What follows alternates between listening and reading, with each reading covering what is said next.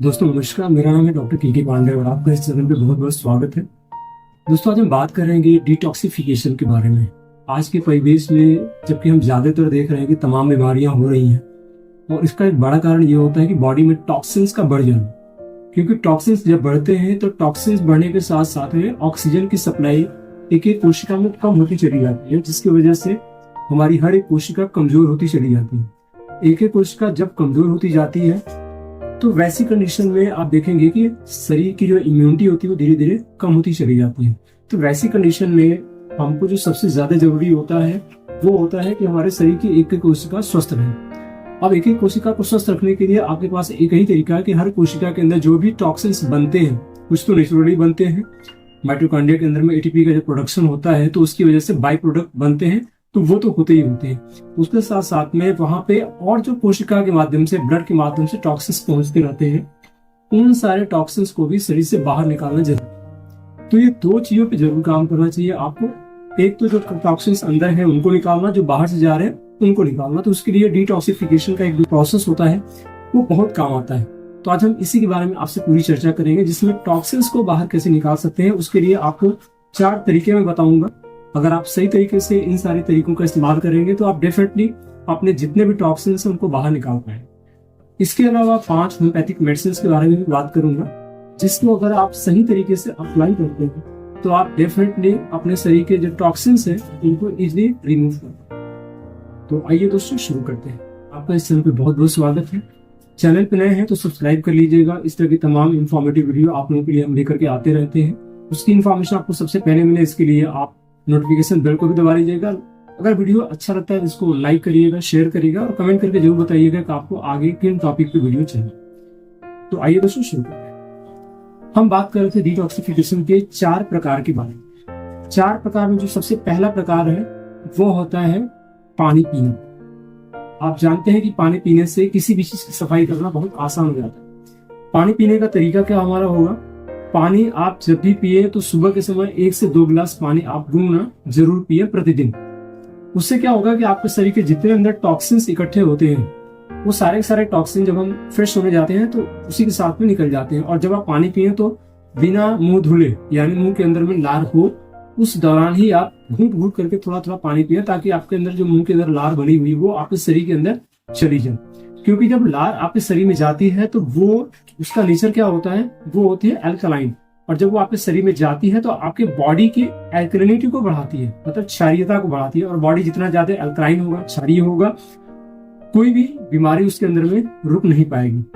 जब भी शरीर के अंदर बीमारी पैदा होती है या रुकती है तो उसका सबसे बड़ा कारण ये होता है कि उसकी क्षारीयता कम होती जाती है, उसकी अम्लीयता बढ़ती जाती है। हमारे ब्लड की, हमारे सेल्स की अम्लीयता बढ़ती जाती है, एसिडिटी बढ़ती जाती है, जिसकी वजह से शरीर के अंदर बीमारी पैदा होती है। तो अगर आप बीमारी को दूर करना चाहते हैं तो उसका सबसे अच्छा तरीका यह है कि आप अपने शरीर की अम्लीयता को कम करिए और क्षारीयता को बढ़ाइए। क्षारीयता बढ़ेगी तो आप डेफिनेटली देखेंगे कि धीरे धीरे करके आपके शरीर की जो भी बीमारी है वो धीरे धीरे कम होते होते समाप्त होती चली जाएगी। तो पानी को इस तरीके से पीने से फायदा आपका डबल होगा। एक तो शरीर का शुद्धिकरण होगा और दूसरा होगा आपके शरीर की अम्लीयता भी धीरे धीरे करके कम होती चली जाएगी। इसके अलावा आप दिन में कम से कम 8 से 10 गिलास पानी पीजिए। मैक्सिमम प्रयास कीजिए ज्यादा से ज्यादा पानी पीने की। तो आप देखेंगे कि आपके शरीर से टॉक्सिन्स ज्यादा से ज्यादा मात्रा में शरीर से बाहर निकलने शुरू हो जाएंगे। आपका यूरिन का फ्लो बढ़ जाएगा स्टूल के माध्यम से, तो टॉक्सिन्स निकलने शुरू हो जाएंगे। दूसरा तरीका होता है एक्सरसाइज करने। आप प्रॉपर वे में एक्सरसाइज कीजिए। सूर्य नमस्कार, प्राणायाम, योग, ध्यान, ये बहुत हद तक काम करते हैं आपके शरीर से टॉक्सिन्स को निकालने में। जब आप प्राणायाम करते हैं तो बेसिकली क्या होता है कि आपके शरीर की एक एक कोशिका में आप ऑक्सीजन की मात्रा को बढ़ा रहे होते हैं। जब ऑक्सीजन बढ़ता है तो टॉक्सिन्स ऑटोमेटिकली वहां से बाहर होने शुरू हो जाते हैं, जैसा कि मैंने पीछे अभी बताया।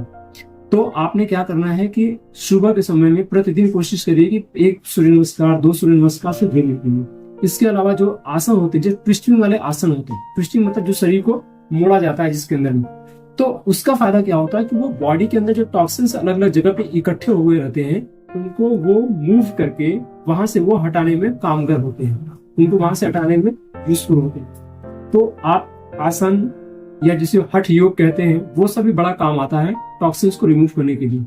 तो दूसरा है आसन, प्राणायाम, ध्यान, इन सारी चीजों को करना। तीसरा तरीका होता है दोस्तों वो होता है हमारा आहार। हम जो कुछ भी खाते हैं उसका इम्पैक्ट पड़ता है हमारे शरीर पर। हमको ज्यादा से ज्यादा ऐसे भोजन करना चाहिए जो कच्ची चीजें हो, जैसे फल और सलाद, वेजिटेबल्स और फ्रूट्स, इसका ज्यादा से ज्यादा हमको सेवन करते रहना चाहिए। इससे फायदा क्या होता है कि जब आपके शरीर में ज्यादा मात्रा में वेजिटेबल्स और फ्रूट्स जाते हैं जिनका नेचर ही अल्कलाइन होता है, जब ये शरीर के अंदर जाते हैं तो ये टॉक्सिक चीजें होती है, जैसे हमारे शरीर के अंदर में, क्योंकि इसके अंदर में बहुत ज्यादा मात्रा में फाइबर होता है, तो फाइबर का सबसे बड़ा जो गेम होता है वो होता है हमारी आंतों की सफाई में।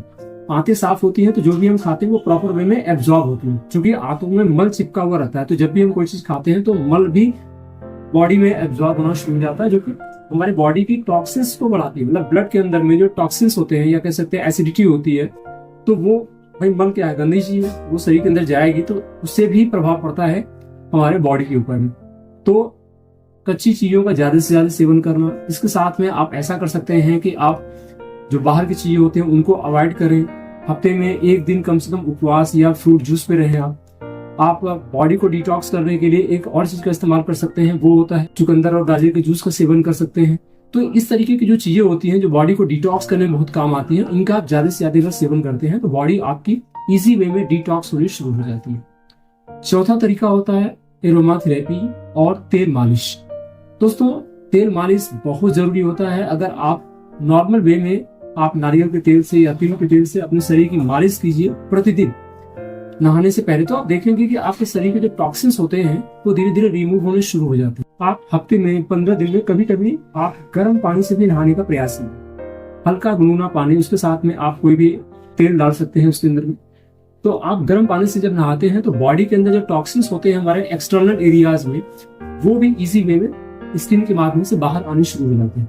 तो ये भी एक अच्छा तरीका होता है बॉडी को डिटॉक्स करने का। अब हम बात करते हैं कि होम्योपैथिक मेडिसिन हमको कहाँ तक रिस्पॉन्स करती है इन सारे टॉक्सिन्स को बाहर निकालने। तो आज मैं आपको 5 होम्योपैथिक मेडिसिन के बारे में बताऊंगा जो कि बहुत ज्यादा यूजफुल होती है टॉक्सिन्स को रिमूव करने की। पहली हमारी दवा है कार्बोवेज। कार्बोवेज हमारे शरीर के जो टॉक्सिन्स होते हैं, स्पेशली लीवर से या आंतों से, उनको साफ करने में बहुत काम आती है।